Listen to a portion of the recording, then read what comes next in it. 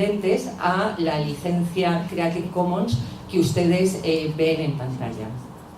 Marcas de agua, marcas digitales, precisamente porque toda esta puesta a disposición de los archivos estatales era con fines científicos, culturales y pedagógicos, pues muchas veces se ponían marcas de agua para proteger que la información fuera utilizada con otros fines que no fueran estos que acabamos de definir.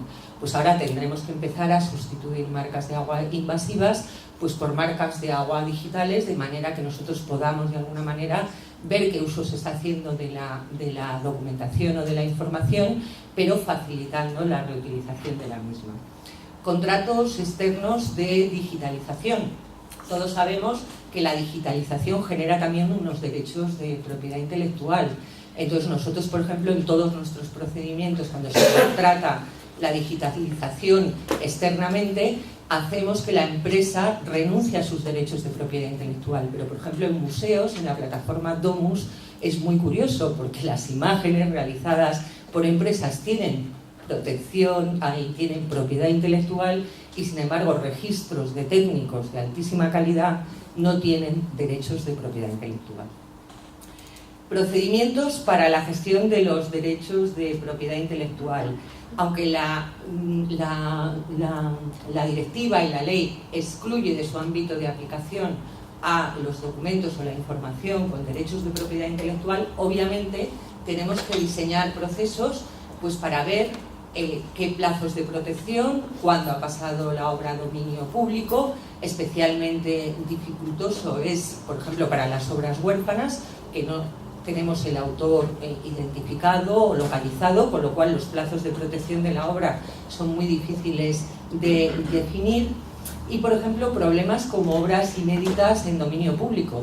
Es decir, todo lo que esté en dominio público, en teoría, ya lo podemos poner en las plataformas web para la reutilización. Pero si no ha sido editado previamente, cualquier tercero que lo edite tiene también derechos de propiedad intelectual durante 25 años. Con lo cual hacemos un flaco favor a otros ciudadanos, otras empresas y a la propia administración que tendría que pagar derechos de propiedad intelectual. Por lo tanto, hay que articular también mecanismos para que si usted quiere reutilizar en una publicación esto, tiene que renunciar a sus derechos de propiedad para no lesionar a terceros. No sé si me da un poquito de tiempo, estoy acabando ya. Sí. Para que veáis cómo estamos integrando para nosotros lo importante ahora es hacer buenas prácticas y buenos procedimientos que creen seguridad jurídica a los técnicos, seguridad jurídica a los ciudadanos y seguridad jurídica a las empresas, ¿de acuerdo? Entonces, en el Plan Nacional de Fotografía, precisamente estamos desarrollando un proyecto piloto de procedimientos para la documentación y gestión de derechos de propiedad intelectual del patrimonio fotográfico. Porque no nos engañemos, los archivos son interesantísimos, pero lo que les interesa a las empresas son fotografías, mapas y planos, dibujos y no pues, documentos de estos puros y duros, que el contenido es interesantísimo, pero que para las industrias culturales no tiene mucho sentido. Por eso hemos dirigido el primer proyecto piloto para establecer estos procedimientos sobre el patrimonio fotográfico. Y como veis, entre las actividades, pues el uso por parte de la propia institución cultural, porque nosotros también tenemos problemas de propiedad intelectual cuando usamos nosotros, y para el uso por parte de terceros. Y ya por concluir, pues diseñar también procedimientos de gestión que proporcionen garantía jurídica a otros titulares de derechos. Ya hemos visto un poco los de propiedad intelectual, pero también datos de carácter personal. Se habla mucho y las leyes incluyen muchísimo disociación, desagregación, anonimización. Sí, queda precioso, pero tenemos capacidad técnica de personal para ponernos a disociar datos para la puesta a disposición. Pues yo sinceramente creo que es una utopía. Como hemos visto entonces, la reutilización con fines comerciales ha sido puntual y normalmente sujeta a licencia o convenio, y ahora hay un nuevo grupo de interés y pasamos a convertirnos en un nicho de mercado. Para nosotros esto debe ser un estímulo y un reto, una posibilidad de tener más visibilidad y dar apoyo a estrategias de la Unión Europea en relación al mercado europeo y la creación de empleo. También desarrollar modelos innovadores de colaboración entre el sector público y el privado, en el que los archivos de alguna manera están pues más limitados que museos y bibliotecas. Pero quiero acabar un poco la presentación subrayando dos aspectos. La reutilización no tiene por qué ser gratuita, igual que no es gratuito el metro ni las tasas universitarias.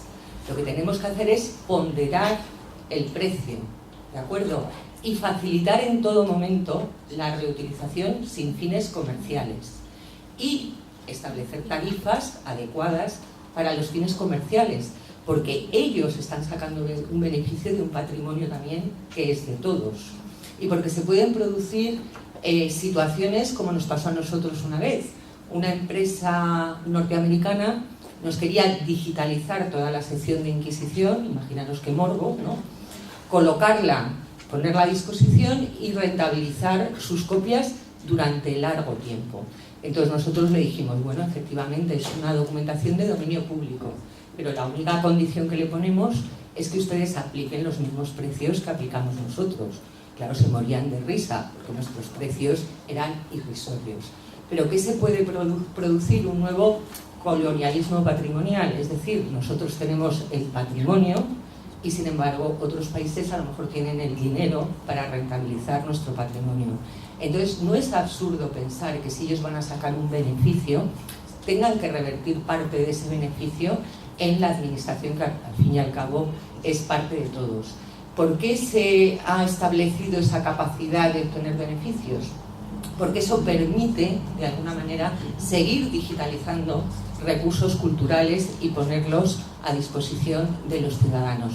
Y digitalizar no es barato, porque tiene que ir asociada también con una descripción de calidad, si no tendríamos una colección de cromos. Y mantener repositorios digitales no es barato tampoco. Entonces hay que ponderar si la finalidad es venal o no es venal. Y por otro, la puesta a disposición, según dice la ley, no tiene por qué hacerse a demanda, es decir, que una empresa llegue y te diga, oiga, póngame usted a disposición, pues eso, Inquisición, que la quiero reutilizar. Se reutiliza lo que ya, de alguna manera, se tiene puesto a disposición. Y no andamos muy desencaminados sobre esto, porque nosotros hemos estudiado también cómo se están aplicando en otros países de la Unión Europea toda la normativa sobre reutilización. Yo a los alumnos, sobre todo, y si algún profesor está interesado, les sugiero que lean las directrices que ha sacado el Reino Unido, pragmáticos, maravillosos, para la aplicación de la directiva de reutilización en el sector público. Y va en esta misma un poco dirección que estamos de alguna manera planteando. Muchas gracias por su atención y perdona que me haya alargado. Muchas gracias.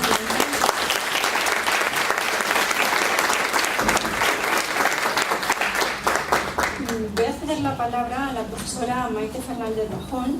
Como experta en el área de biblioteconomía y documentación, la pregunta que yo le traslado es si considera, desde esa perspectiva, que la ley de transparencia es una ley de derecho de acceso a la información o es una ley de derecho de acceso a la documentación pública.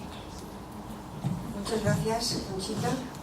Bueno, quiero anticipar que voy a leer el texto de mi intervención, porque yo tampoco soy jurista y quiero que se transmita de manera precisa. Entonces voy a intentar transmitirlo tal y como es.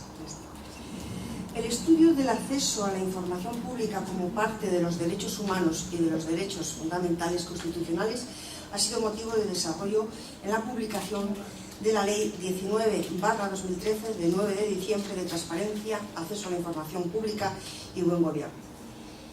Desde que las Naciones Unidas aprueban la Declaración Universal de los Derechos Humanos en 1948 y posteriormente el Pacto Internacional sobre Derechos Civiles y Políticos en 1966, todos los tratados internacionales protegen el derecho de acceso a la información vinculado con la libertad de información como un derecho que fomenta la autonomía de las personas.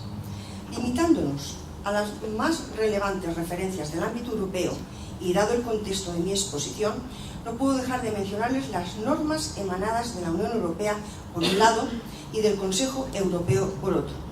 La Unión Europea, que reguló este acceso público a los documentos del Parlamento Europeo, del Consejo y de la Comisión Europea, mediante un reglamento 1049/2001 de 30 de mayo del mismo año, aunque su revisión actual, el reglamento del 22 de junio de 2011, ha sido costoso por las dificultades con las que se encontraba. El reglamento desarrolla fundamentalmente el acceso documental mediante una amplia regulación de las excepciones de acceso, siempre que supongan un perjuicio, para la protección a la intimidad e integridad de las personas.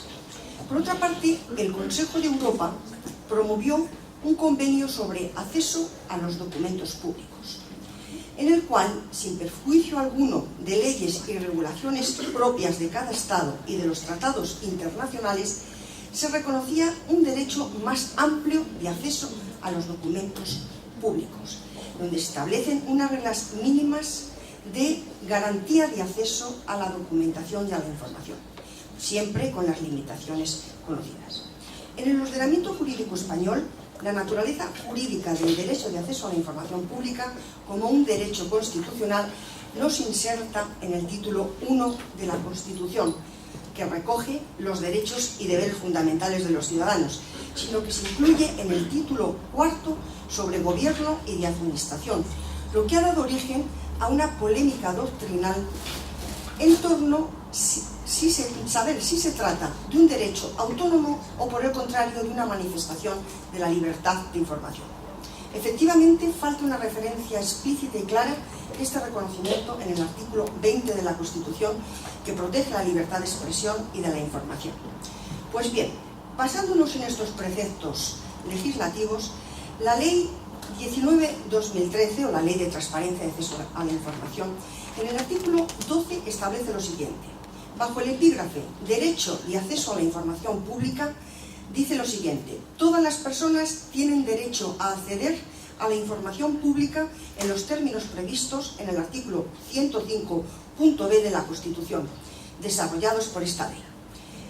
De la lectura de este artículo interpretamos una vinculación incorrecta del derecho de acceso a la información pública al artículo 105 de la Constitución, punto B, puesto que establece que una ley regulará el acceso de los ciudadanos a los archivos y registros administrativos, salvo en lo que afecte a la seguridad y defensa del Estado, la averiguación de los delitos y la intimidad de las personas. Primero, porque el acceso a los archivos y registros es conceptualmente diferente al acceso a la información pública. Segundo, en segundo lugar, porque el artículo 105 se encuentra ubicado en un título cuarto de la Constitución referido al gobierno y la administración pública, cuando en realidad los sujetos obligados, según el artículo 2 de la Ley de Transparencia, exceden del gobierno y la administración. Pero ¿cuál es el objeto del presente derecho destacado en la Ley de Transparencia y Acceso a la Información Pública de un gobierno? Desde la vertiente anteriormente apuntada, para una parte de la doctrina estamos ante una ley que ha sido concebida desde un punto de vista del derecho administrativo y cuya preocupación es el artículo 105b, que regula el derecho de acceso, como decíamos, a archivos y registros públicos. De esta concepción del derecho de información pública se interpreta como una extensión del derecho de acceso a registros y archivos administrativos. Sin embargo, los términos del artículo 105 de la Constitución no son desarrollados en esta ley, como así lo dice el artículo 12, sino más bien han sido desarrollados en la Ley 30/92 de 26 de noviembre, actualmente, ha sido regulada otra ley, aunque entra en vigor a partir del 2 de octubre de 2016, que es la Ley 39/2015, del 2 de octubre. Y también estos aspectos del artículo 105 no solo han sido regulados, como establece la Constitución, una ley regulará este derecho de acceso, no solo han sido regulados por la 30/92, Ley de Régimen Jurídico de las Administraciones Públicas y del Procedimiento Administrativo Común, sino también por el Real Decreto 1708/2011 de 8 de noviembre por el que se establece el Sistema Español de Archivos y regula el sistema de archivos de la Administración General del Estado y de sus organismos públicos y su régimen de acceso. O sea que, en realidad, el artículo 105 de la Constitución, punto B, ha sido desarrollado, como se dice, como principio constitucional, ha sido desarrollado por la Ley 30/92 de 28 de noviembre, 26 de noviembre, y en el Real Decreto donde se establece ya el sistema de archivos de la Administración General. Por lo tanto, tampoco podemos estar de acuerdo con que la ley viene a colmar un vacío legislativo, porque ya ha sido regulado por esas disposiciones. El artículo 105 de la Constitución, que también había sido ya objeto de desarrollo con anterioridad, como un derecho de acceso a los registros y documentos recogidos en los archivos administrativos, no solo por la Ley 30/92, sino también por la Ley 27/2006 de 18 de julio, por el que se regulan los derechos de acceso de la información, la participación pública y el acceso a la justicia en materia de medio ambiente, o también la ley que estamos tratando en este Congreso, la Ley de Reutilización, actualmente modificada por la Ley 18/2015 de 9 de julio. Y también por el reglamento, el Real Decreto de 1708, o el reglamento que establece o regula el Sistema Español de Archivos, que regula su acceso. Ahora bien, la ley, la de transparencia, en el artículo 13, al definir información pública, entiende por información pública, así lo dice textualmente, los contenidos o documentos, cualquiera que sea su formato o soporte, que obren en poder de alguno de los sujetos incluidos en el ámbito de aplicación de este título y que hayan sido elaborados o adquiridos en el ejercicio de sus funciones. O sea, no deja muy claro.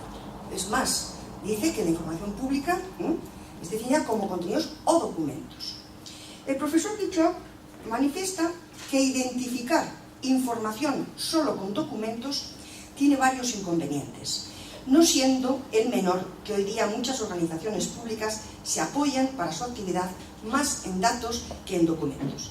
Algunas cuestiones que se plantean son las siguientes. La ley se refiere a la información contenida en los documentos. Es una de las preguntas que se hace. La ley refiere al objeto del derecho, bien a la información, bien a los documentos en sentido amplio, incluyendo la información de bases de datos.